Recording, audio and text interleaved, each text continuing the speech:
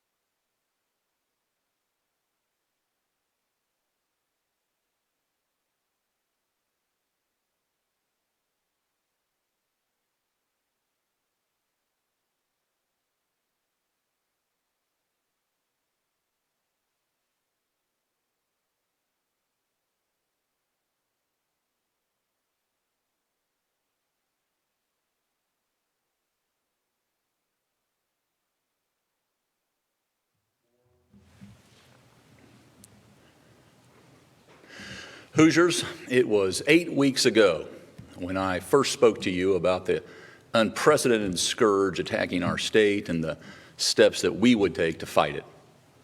For these past weeks, I've said that we were only at the beginning of what would be a long race, and there are many miles to go.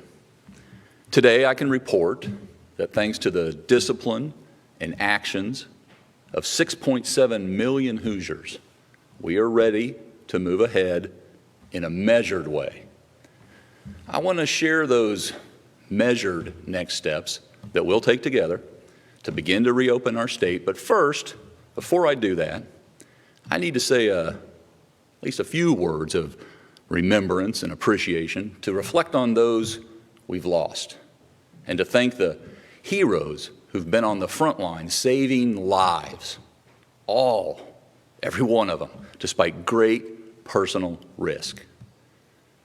For those who know me, know that I'm a bit of a history buff, and I'm reminded in this very moment, in the Gettysburg Address, when Lincoln said, "The world will little note what we say here," and added that no speaker, even one of his power and eloquence, had the power to dedicate, consecrate, or hallow that sacred ground. Lincoln was, of course, acknowledging that words are inadequate to the task of honoring the fallen. Words cannot capture the pain and grief so many of us are feeling right now. When we provide our daily updates, we use a lot of numbers. The number of COVID cases, the number of hospitalizations, the number of deaths. But let us never, ever forget for 1 second that the more than 1,000 Hoosiers we have lost to this disease are not numbers. They are our grandparents, our parents, our children, our friends and neighbors and loved ones. Each life was precious, and like ripples in a pond, each touched scores of people in ever-widening circles. We are all grieving, and the depth of our grief is commensurate to how much we love them. And so we will honor their memories by never forgetting them, their smiles, their laughter, their love, their wisdom, their good works, while they were here with us. We will also never forget the countless heroes who have answered this call during this crisis. At a time when we all have been touched by such loss, we have also been filled with immense pride and gratitude at the countless acts of generosity and sacrifice coming out in every corner of our state. On behalf of all Hoosiers, thank you. Thank you to all the healthcare workers who put their lives on the line every day to protect us. When the pandemic came, the call went out to Indiana's nearly 17,000 licensed physicians and more than 150,000 nurses. Joining them were thousands of more volunteers. That includes the nurse practitioner of 30 years who was about to retire but sprang back into action. The Army veteran who works full-time in a hospital but added nights and weekends so he could do even more. The mental health therapist who said she would do anything to be of service. In our greatest hour of need, you all are there for us. And of course, that includes our own dream team of medical experts, Doctors Bach, Sullivan, Resniak, Weaver, Kaufman, and Doss.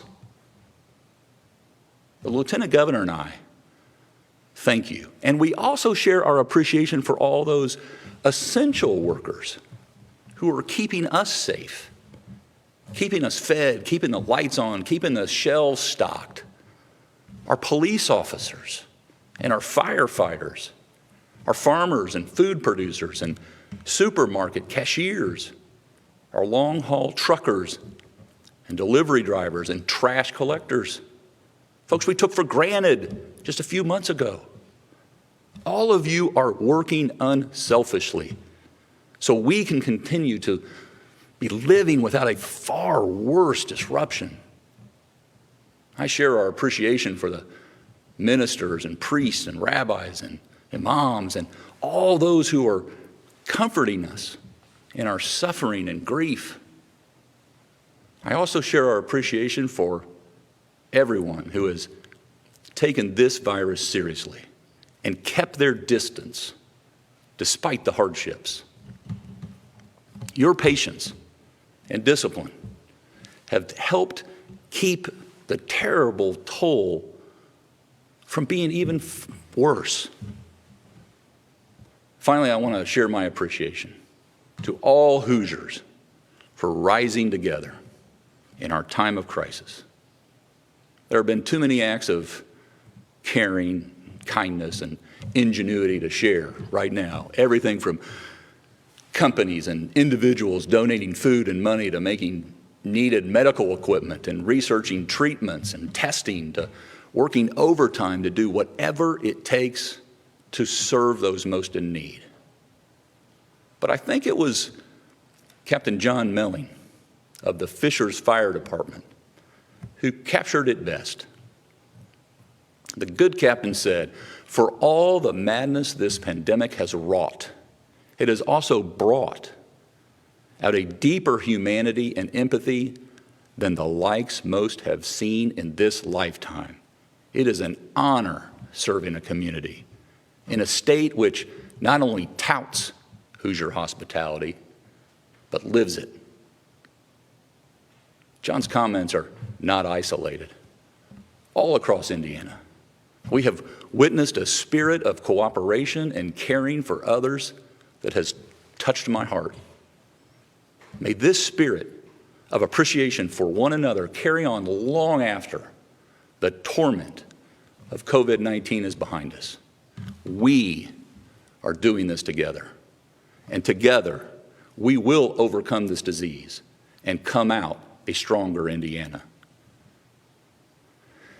Now let me turn to the next steps to getting Indiana back on track. I know this has been a very challenging time for Hoosiers. COVID-19 has disrupted our lives beyond description. brought grief to so many and financial difficulties to many more. When we planned our initial response to this global virus, our goal, our mission was clear: slow the spread and flatten the curve in order to protect our healthcare system from a surge. That response remains data-driven, and that will continue to be our practice as we consider a sector by sector reset with the goal of getting Indiana back on track. We will follow 4 guiding principles to determine how plans to reopen various sectors of the economy move forward. First, that the number of hospitalized COVID-19 patients statewide has decreased for 14 days. Our current data shows us that as a state, COVID patient admissions have decreased the past 2 weeks. Second, that the state retain its surge capacity for critical care beds and ventilators. Currently, statewide ICU bed and vent availability has remained above 40% and 70%, respectively, for the last 2 weeks. Personal protective equipment, or PPE, is critical for businesses as they resume operations, with masks in particular demand.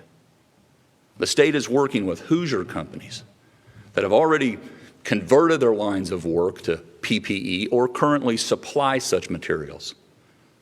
We're developing the Indiana Small Business PPE Marketplace to provide reliable access to PPE for small businesses that need help to comply with this new safe workplace precautions. Businesses and nonprofit entities with fewer than 150 employees and registered to do business in Indiana will be eligible. More details on this program will be forthcoming. In addition, we will be distributing $300 million to counties, cities, and towns via a population-based formula, which is the first installment from the Coronavirus Relief Fund. The third principle is that we can test all Hoosiers who are COVID-19 symptomatic. At the outset of the virus, Indiana deployed 12 strike teams to congregate settings, especially nursing homes, to quickly respond to suspected COVID cases.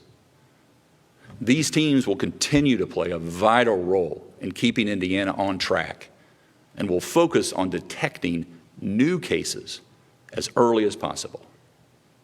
To help in the early detection of new cases, the state has partnered with OmptumServe to add 50 testing locations in strategically located parts of the state.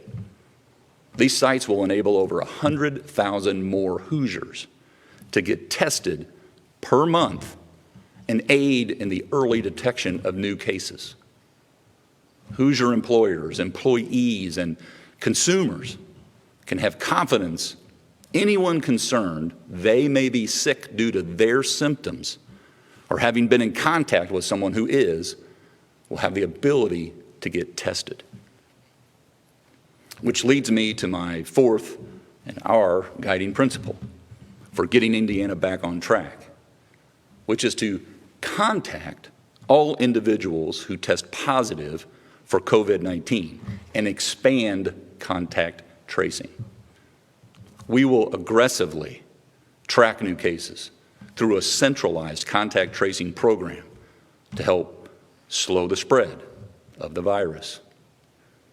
While ISDH, the state health department, in cooperation with local health departments, has engaged in contact tracing since the first positive case of COVID-19 was reported in early March, centralized contact tracing will begin May 11th.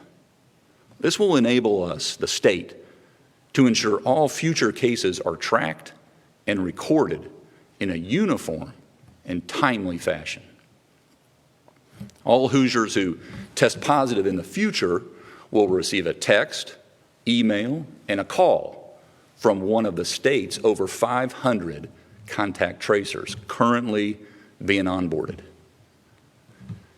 These tracers will identify other Hoosiers potentially at risk and help provide resources those individuals need. So, to ensure we can make steady, continued progress, getting Indiana back on track, we will continue to watch our number of hospitalized COVID-19 patients, make sure they're diminishing, that we retain sufficient critical equipment, PPE, that we're able to test all citizens who might be symptomatic, and that we can track those who test positive. Given the trends moving in the right direction on all four fronts, I'm ready to announce the next steps. We have developed a 5-stage roadmap. I said earlier, we have a lot of numbers. And that is with our collective efforts. Those efforts will help us reach the goal of having Indiana back on track by July 4th, Independence Day. Of course, this roadmap is subject to change. New guidance provided regularly, and the more that is known about this disease every day may alter our course. Since March 24th, we've been hunkered down.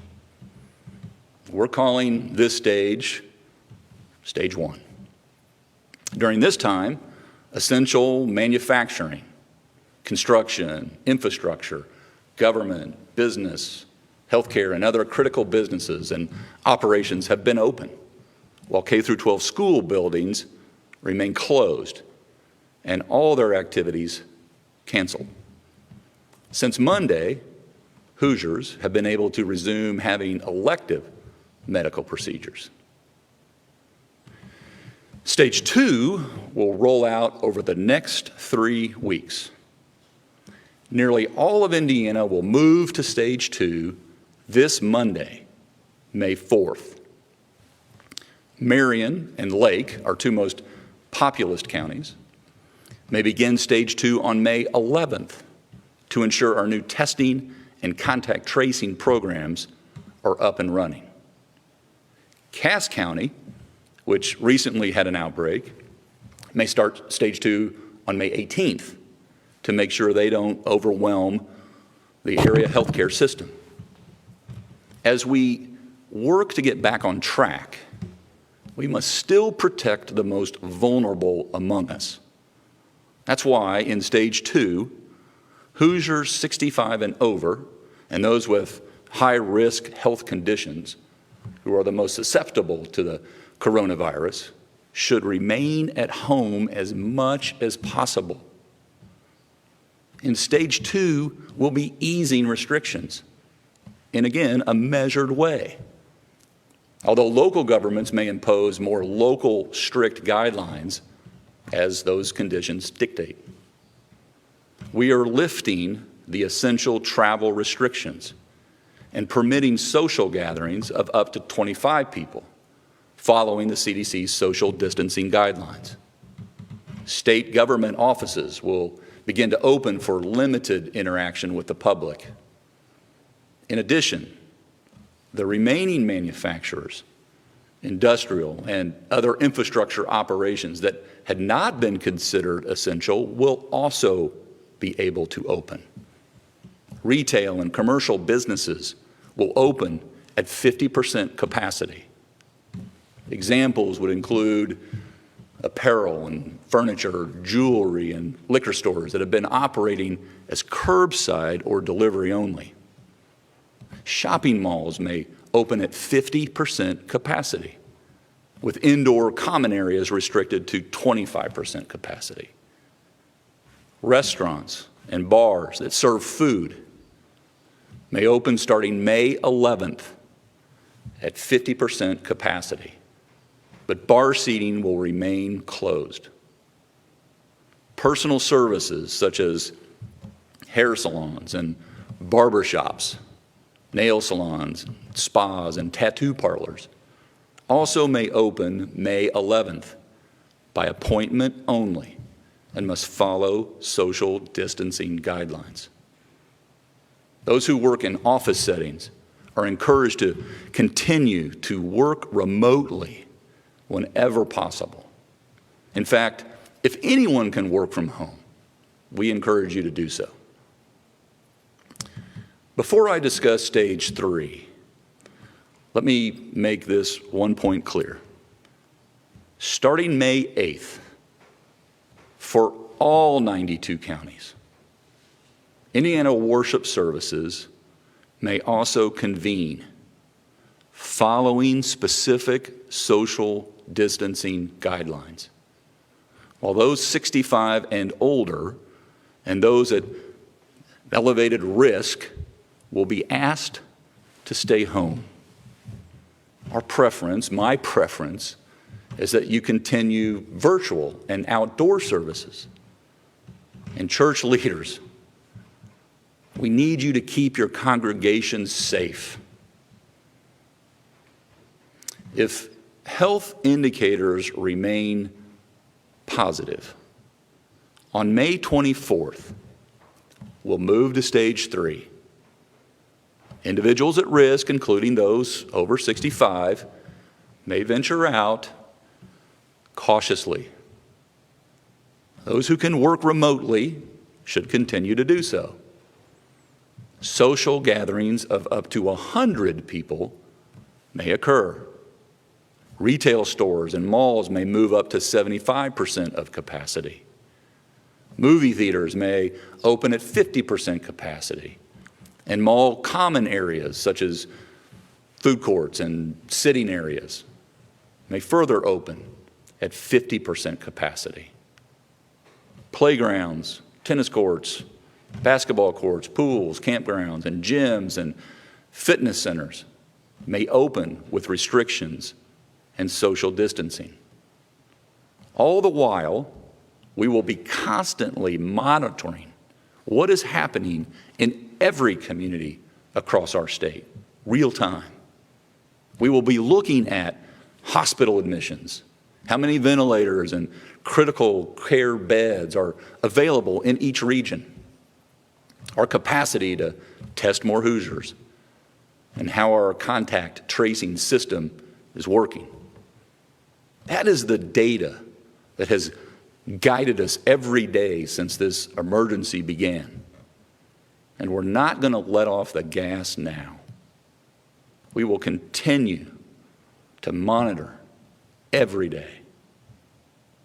And while we're hopeful that we have the momentum to move into this stage later in May, we will be cautious and make the best decisions for Hoosiers based on the situation at that very moment. If still on track, on June 14th, we'll advance to stage 4. We hope we can open up the stage even more in mid-June to get you back to even more of the activities that you and your family are used to and missing so much over these last recent weeks. In stage 4, face coverings will be optional, and social gatherings of up to 250 people may take place. And large venues may open with adherence to social distancing guidelines. State government buildings will reopen to the public. Professional office building employees may resume work at full capacity. Retail stores, malls open at full capacity with social distancing guidelines in place. Dining room service may be open at 75% capacity. Bar seating in restaurants may open at 50% capacity. Cultural, entertainment, and tourism may open at 50% capacity. This includes museums and zoos and bowling alleys and aquariums and the like facilities. Recreational sports and leagues and tournaments may resume. And amusement parks, water parks, and like facilities may open at 50% capacity. Our goal is to have all areas of the state reach stage 5 beginning July 4th. Now, even in stage 5, we will continue to do social distancing, but conventions, sports events, fairs, festivals, the state fair, and like events may resume, and remote work will still, of course, be optional. Retail stores, malls, restaurants, bars, nightclubs, gyms, and personal services may operate at full capacity. Restrictions will be lifted at amusement parks, water parks, and like facilities. At this time of the stages, we will decide how to approach the next school year. So Hoosiers, this is our 5-stage plan to get Indiana back on track. It's a methodical, step-by-step plan for steady progress, which we'll carefully monitor. You can read more about this at backontrack.in.gov. Now comes the hard part. As life starts to slowly return to that new normal, making progress towards being fully back on track will require constant vigilance from all of us as we lift restrictions and more people return to work, visit a store or restaurant, and participate in more activities. The number of COVID-19 cases will likewise increase. If we cannot continue to meet our 4 guiding principles, all or portions of the state may need to pause or even return to an earlier phase of our stay-at-home order. In other words, this is up to each and every one of us, all of us. A.J. Foyt, one of only 3 men who have won the Indy 500 4 times, was once asked about his strategy for winning. He said, "The race is won in the last 50 laps." He knew that the keys to such a long race had to do with patience and discipline and perseverance. My friends, I have seen with my own 2 eyes your incredible patience, discipline, and perseverance. And I've learned from this very moment of trial that there is nothing we cannot do when we work together. And I truly believe, because of what we will do together, future historians will look back on this moment and say, for Hoosiers, this was their finest hour. And now, Rachel, before we get to the Q&A, I did want to say, and I'm going to join Dr. Lindsay Weaver. Sadly, earlier this morning, Dr. Box lost her father, and Dr. Box is, we all know, and you all know by now, has been a rock around her, and we're going to be that rock for her in this time. So I would appreciate if you would keep Dr. Box in your thoughts and prayers if you're the praying type. And now we'll join Dr. Lindsay Weaver, and she will give us an update on the facts as they are on the ground today. Thank you. So on behalf of the Indiana State Department of Health, we also would like to provide our sincere condolences to Dr. Box and her family on the loss of her father. He raised an extraordinary person who has been our fearless leader for the last 2 years, including these trying times. We owe her a debt of gratitude in this time of sorrow. Thank you, Dr. Box. I'm going to open up to questions. Okay. All right, Rachel, you want to jump right in it? Lauren Chapman, Indiana Public Broadcasting. Hello, Lauren. Good afternoon. Good afternoon, Governor. How's it going? Very good. Thank you. Yourself? Not too bad. I do want to ask, especially as we reach this point of reopening the economy, especially certain sectors of the economy, and as you said, that you do expect cases to increase. I guess the question that I have, and it's something that other folks have asked me, was kind of what was the point of the stay-at-home order? If we know that we are going to see an increase in cases, if we know as a result of reopening the economy that we are likely to see an increase in deaths, was the point to build in hospital capacity, or was it to preserve life? Well, we've always said that we wanted to be in the position to be able to care for anyone that has been adversely affected by COVID-19. The whole point, to answer your question directly, is to make sure that we have the ability to do that and the resources to do that. That was the whole calling out to say, Hoosiers, we got to slow the spread. We got to flatten the curve. This thing cannot get out of control, as it has spun out of control in other parts of not just the country, but the world. And we'll let the facts speak for themselves. Those numbers that I referred to earlier, we have that at the moment under control. We're looking at a few areas of the state, happen to be the most populated areas of the state, Marion County, Lake County, and where we had an outbreak in Cass, where we've not lifted. But the whole point was to make sure the cases, look, without a therapeutic or a vaccine, unfortunately, Lauren, we're going to lose people all over the world. You can lock down the whole thing. So our effort going forward will be all about managing through this crisis. I'm praying for a vaccine, but we got to do what we can do right now. And we're taking the responsible steps and allowing folks to responsibly and safely return to some normal aspects of their life.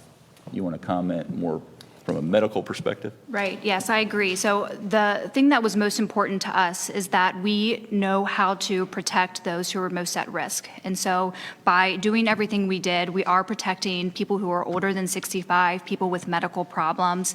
And additionally, we gave our hospitals and our healthcare providers time to prepare so that we have more hospital beds, we have more ventilators, and honestly, we just know more about the disease in this time so that we know how best we can care for people when they get sick. Yeah, and might I just add that that's important also, the prepare part of it. We talked about that, in the 2 months ago, 8 weeks ago, about prepare with a plan. And that's why today we're making this announcement that would take effect for most of the state on Monday. So it helps people go to backontrack.in.gov and review those guidelines to prepare. Now, last week I said, don't squander this time.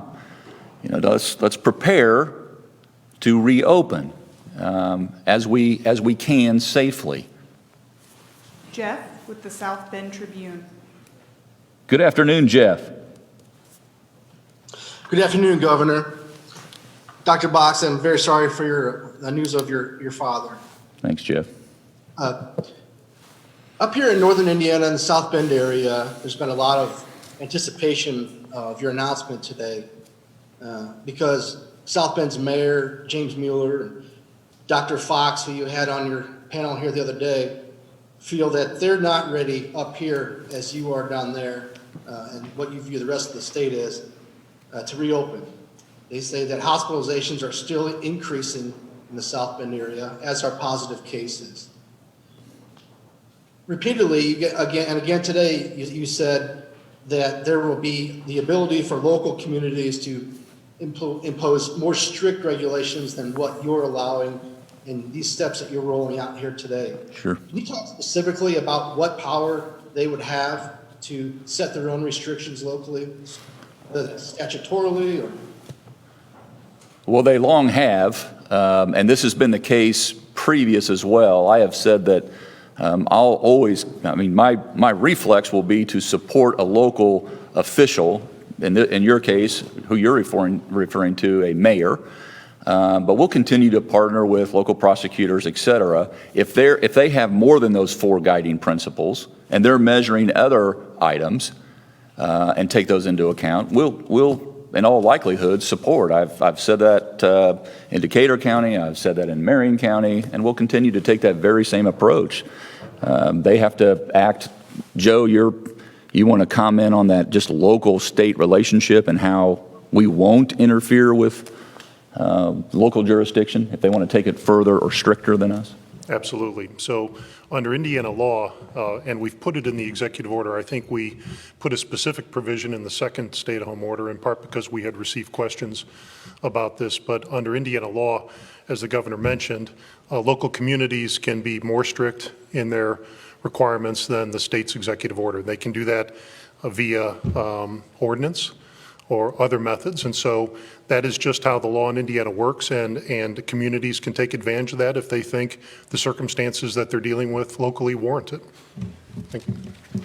Nikki Kelly, the Fort Wayne Journal-Gazette. Good afternoon, Nikki.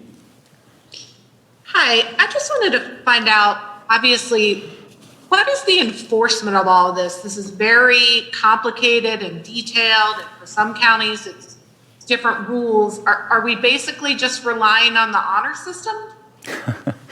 Well, I do honor Hoosiers, and I do trust Hoosiers. I'll say that at the outset. Obviously, we wouldn't be at this position, to be making this type of progress or announcing these new 5 stages, to be not just thoughtful about it, but confident about it.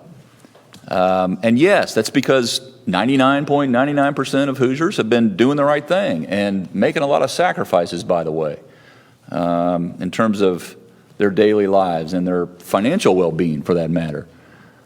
I can tell you that we'll continue to, as Jeff's question, we'll continue to, whether it's at the PLA or IOSHA, the state police. We've had a number of folks saying folks weren't playing by the rules. We'll follow up on that. Local community will obviously have an enforcement mechanism as well. But it's really, truly going to come down, Nikki, I will tell you this. There is no state in America that has enough law enforcement, both state and local, to go chase down every rumor. And so this is incumbent. And it's going to come down to us. That's what I said about 2 or 3 times, I think. I mean, it's going to come down to us if we stay on this track. If we continue to be responsible, play by the rules, get with the program, we'll continue to make progress. If people look for openings and shortcuts and believe that this virus won't affect them like it does others, then we may slip. And that will force us as a state to come over top and start suppressing again. That's not what we want to do. We want to stay on this path. And so, I mean, to answer you just directly, Joe, I don't know if you want to comment on this as well, but to answer you directly, it will come down to state, local, and most importantly, Hoosiers themselves. Rob Burgess, the Wabash Plain Dealer. Afternoon, Rob. Rob, you should be able to speak. We'll come back to Rob. Kayla Sullivan, Fox 59. Afternoon, Kayla. Good afternoon, Governor. As we open the state, I'm curious about childcare choices that people might have. Is the state expanding childcare as we open more offices and workplaces? The Secretary of FSSA is making her way to the podium to address this directly. Good afternoon, Jen Sullivan, FSSA Secretary. Childcare has remained open throughout the duration of the coronavirus response. We've been supporting childcares to be ready to reopen if they were unable to remain so during a slower number of children using this service. We have continued to support those who were primarily taking care of healthcare providers, first responders, and will continue to support the reopening for sufficient childcare as we move through each of the stages of the Reopen project. Thank you, Jen. Michael, WBEZ. Good afternoon, Michael. Good afternoon, Governor, and condolences to Dr. Bob. Thank you. Governor, what more is being done in Lake County to prepare for perhaps an increase in cases once the order is lifted May 11th? And there was talk about a field hospital at one point. Is that still happening? And did you consult with Illinois officials about your decisions to sort of delay the rollout for Lake County? Thank you. We have sent word to Illinois and to all of our neighboring states, by the way. I happen to had a earlier scheduled phone call with the governor of Kentucky and Ohio myself, personally earlier today, so I was able to share some high-level updates, not in detail like we all have right now, but kind of what I was thinking and talking about the 5 stages. We don't want anyone surprised. We are looking at what's not just the population center in Lake County, but we're looking across the border as well, and we want to be good neighbors with Governor Pritzker and the citizens of Illinois. We'll continue to do that, and as I mentioned to Governor DeWine and Governor Beshear earlier today. Brigadier General Lyles, you want to talk about the first and why we never stood up yet to date, had the need to stand up that hospital facility? Thank you, Governor. Brigadier General Dale Lyles, Adjutant General, Indiana National Guard.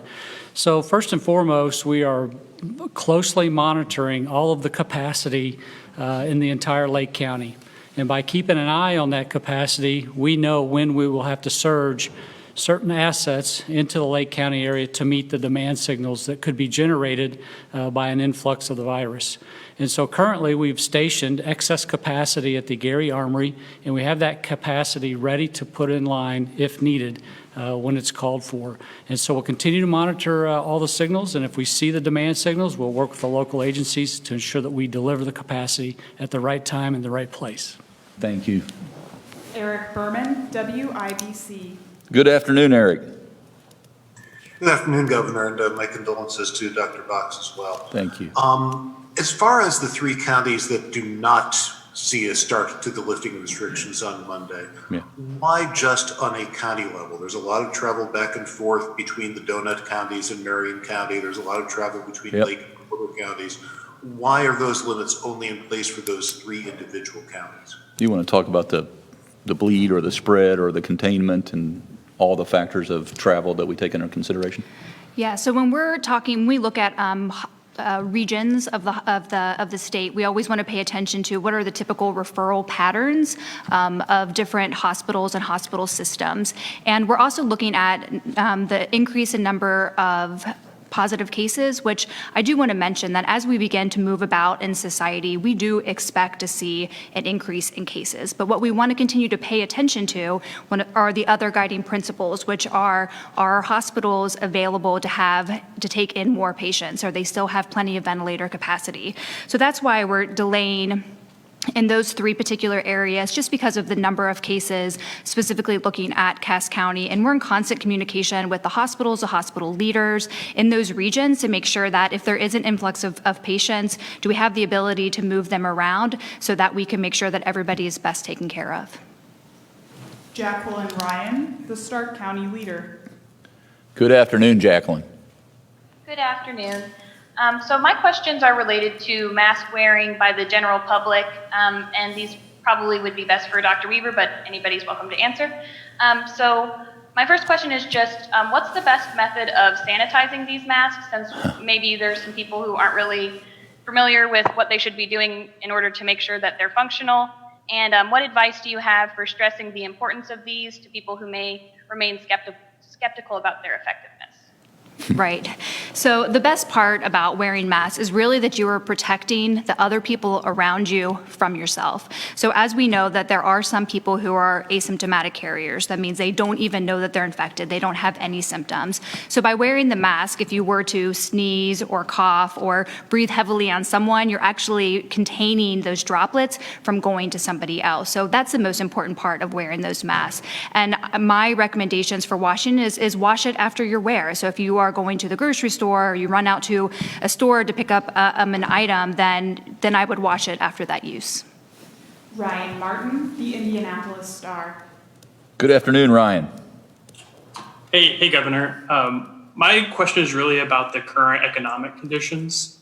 So with so many people losing their jobs right now, governors across the country are being forced to deal with two competing crises. There's the public health crisis, and then there's the economic crisis. So I'm curious, how does your approach outlined today seek to balance the state's approach to both of those crises?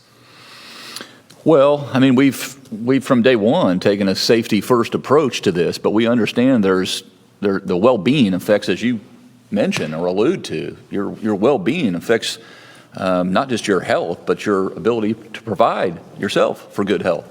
And what we don't want to do is entice people to go back into an unsafe area by being premature about any decisions that we've made.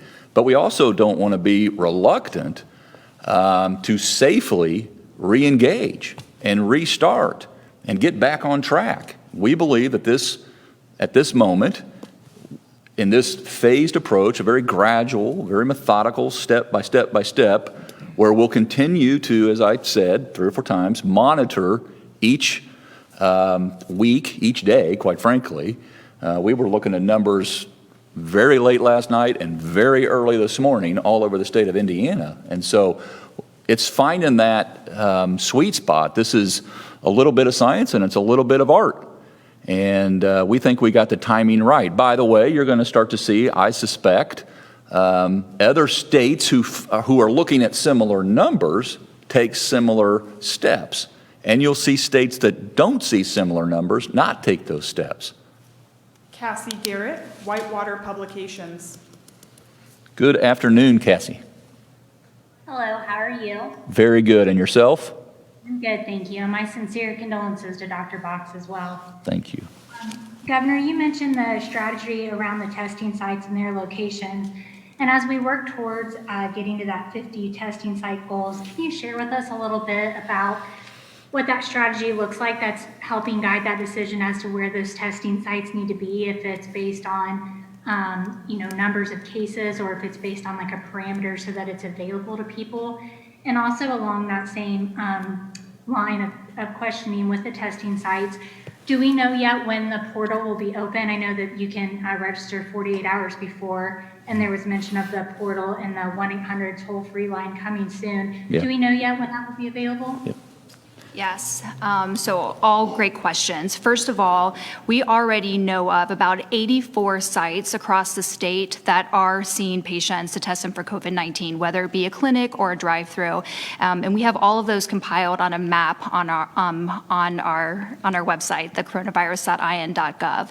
In addition to that, we're going to be adding those additional 50 sites. So our goal is to have 20 that are going to open up next Wednesday, and then 30 more over the next week and a half after that.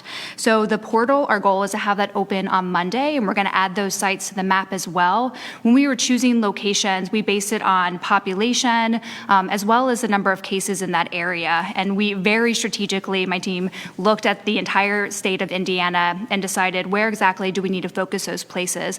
And for the next 30, we even reached out to local health departments to help engage them so that they can help pick the best place for us. Lindsay Erdody, the Indianapolis Business Journal. Good afternoon, Lindsay. Good afternoon, Governor. I'm curious, with the timeline being different for places like Marion and Hamilton County, for example, we could see businesses on the north side of 96th Street open when those on the south side of 96th Street would not be able to open. So what would you say to some of those business owners that might be upset by that on the south side of 96th Street?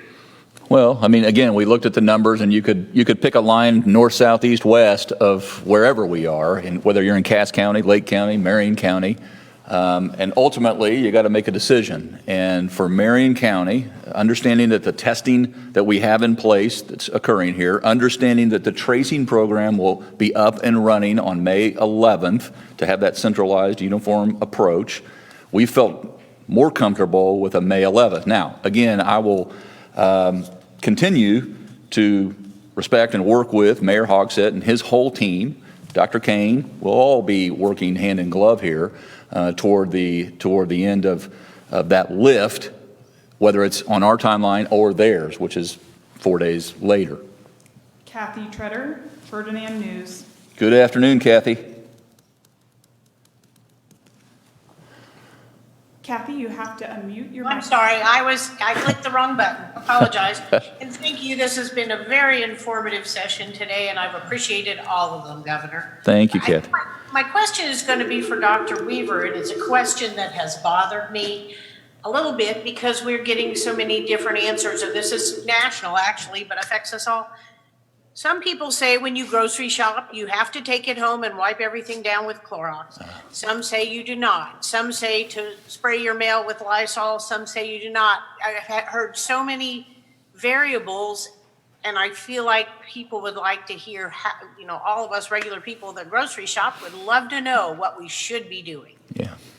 Yes, I think that the reason there's so many variables is that there are some unknowns in that. So we do know that the virus can live on a surface. And so that is why I think some people are recommending that you clean off something that's been touched several times. That being said, if you do your proper hand washing, most likely you're going to be okay with those items that you're bringing home from the grocery store. And again, as I mentioned the last time I was on here, bring your hand sanitizer with you. When you touch something, then sanitize your hands, and then you can move on from there. We don't believe that by eating the virus, that's not how you're going to get it. It really is if you touch something and then touch your face or touch your mouth. Yeah. If somebody doesn't ask the state's budget director a question, it's the first question I ask over the last 30 days is going to be today. But go ahead, Rachel. I won't intervene. Adam Wren, Indianapolis Monthly. Hello, Adam. Good afternoon. Good afternoon, Governor. Because we are opening on July 4th, that seems to be a somewhat symbolic date. You mentioned that this is part art and part science. How much of that date is the art? And would you be willing at any point during this process to press pause overall? Yeah, on the stages? Yeah, when I say art and science, ultimately, the art of it is ultimately, like I said, we were up very late last night. People hunkered down in this building and up very early this morning. And part of it, the art of it, is making a decision, understanding that you have all the information that you can possibly get, and then effectively communicating it out to in this case, 6.7 million people who are waiting, who understandably are anxious about this day and the days forward. That's more of the art. The science will guide us. And July 4th, it just played out to July as we were looking at the data before us. But if, to your point, and that's a very, very, very important point, at any point, this is why we call it a roadmap. It's not just some slick word we're using. This roadmap, there's a lot of different ways to get to a point. And if a road washes out, you got to take a detour. And if something washes out along the way, we're going to have to take a detour, or we might have to put it in park. And so there are different gears to this. We just believe if we stay on the course that we're on right now and continue to make progress, which is reliant on the actions that we all in this together take. The state's going to continue to ramp up testing. The state's going to continue to ramp up tracing, all very important. But as I said at the very, very outset, we got to protect, in my mind, Adam, we got to protect two things here, two fronts. We have to protect the most vulnerable. We have to protect 65 years and older that the coronavirus, COVID-19, is disproportionately taking their lives. We have to make sure that they remain hunkered down. And we have to protect the resources that care for people in need. And we're doing that right now. However, we see no vaccine yet, and we see a lot of variables out there that could make us change course. But I thought, and I don't know how many governors around the country are doing this, to be quite honest, I thought it would be beneficial in receiving so much input on a constant basis from 92 counties that it would be more beneficial for folks to see how far out in the horizon we're looking and to see how optimistic, quite frankly, we are right now looking forward. And so that's why we went out to July. That's July 4th, yes, happens to be Independence Day, and it'll probably feel like a bit of independence in a different way, but that's not what guided us to that date. Joseph Payton, WFIE 14 News. Good afternoon, Joseph. Good afternoon, Governor. I hope you all can hear me well. Loud and clear, like you're here. Just yesterday here in Vanderburgh County, some local health officials announced a COVID-19 prevalence study. It's with Deaconess Health System and IU School of Medicine. And over the next week here, they're going to be testing 1,000 people for antibody blood testing and nasal swabs to figure out how prevalent it is here in our local community. My question for you is, do you know of similar projects around the state that are happening like this, and how important will these results be for you all as you move forward and try to gauge whether or not this, back on track process is doing what it's supposed to? So as you know, we completed, the first part of the completion of the Fairbanks and State Department of Health prevalence study across the state of Indiana. So the last day of testing was Wednesday. We're going to be doing some supplemental testing actually over the weekend to enhance that a little bit more. And I just want to say that all of this information is very important, but again, it is just really one piece of the puzzle. So we use this to inform with all the other data points that we're looking at to help us make decisions. And right now, as we're getting this information back and the data back on what we found with doing that prevalence study, that just kind of gives us a snapshot of time. And so really when we do further studies down the road, then we'll see how we're going, and we can help use that to inform how all the steps that we're taking and talking about today, how it's going. Our final question is from Dustin Grove, WTHR. Dustin, you're welcome to ask Chris, the budget director, any question. No, I'm just kidding. Hold on, let me grab my different notepad. Yeah, thank you. Governor, was there any discussion of reopening regionally as opposed to county by county? Is there any concern that, people in Marion County, for example, might go into Hamilton or Johnson or Boone County and kind of defeat the purpose of what you're trying to do? Yeah, we looked at where the cases were, and we looked at the spread and tried to contain it to the best that we could in a geography that was thoughtful. And it turns out that Cass County, and I understand people live in Howard County that work in Logansport or in Cass County. And so you're obviously never going to get this thing perfect, and you're never going to be able to, and we're not restricting travel to essential businesses in the days prior.